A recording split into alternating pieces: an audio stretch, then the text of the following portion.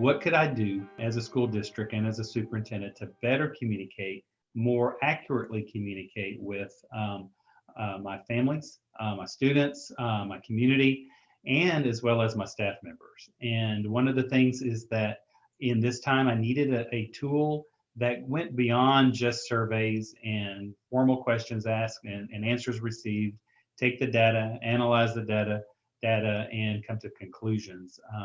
The thought exchange caught my attention, caught my eye, and intrigued me in the fact that we really just posed, as many of you may know, just posed some questions. Part of those efforts about the staff members was, how do I bring them back into the fold of teaching and being educators for our students, and also hearing them and listening to them about their concerns.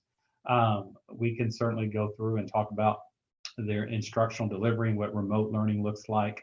But in Texas, we had the requirement to provide both to our families, both a face-to-face environment as well as a virtual environment. So knowing that, I needed to hear from staff. So we designed questions so that we could hear what those might be and see what were the major thoughts that were and major concerns. And it just helped us be able to communicate those. Then we could conduct one of those ahead of time, the thought exchange itself.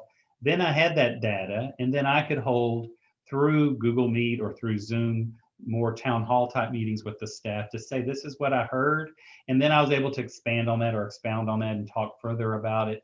And it really then was a situation where, as a superintendent, I wasn't walking in and being, I hate to say blindsided, but being to the part where, all right, I'm here, what are your questions? And just kind of stare at them, even through a computer screen. And you know how everyone is hesitant sometimes to pop up questions, or then you see them to flurry through a chat.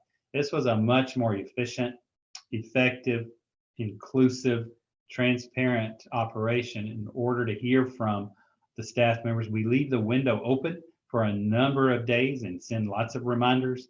Hey, please, participate in this thought exchange. And then our staff members expect, okay, the district takes that data, they work with the thought exchange consultants, then they're able to come back and have a follow-up meeting. That's another one of the beauties of this, is that it lends itself to always follow up. One of the criticisms of, again, traditional surveys is, where I did this survey, but where did the data go? I don't hear anything about it unless I personally start digging or it's nicely posted on a website someplace.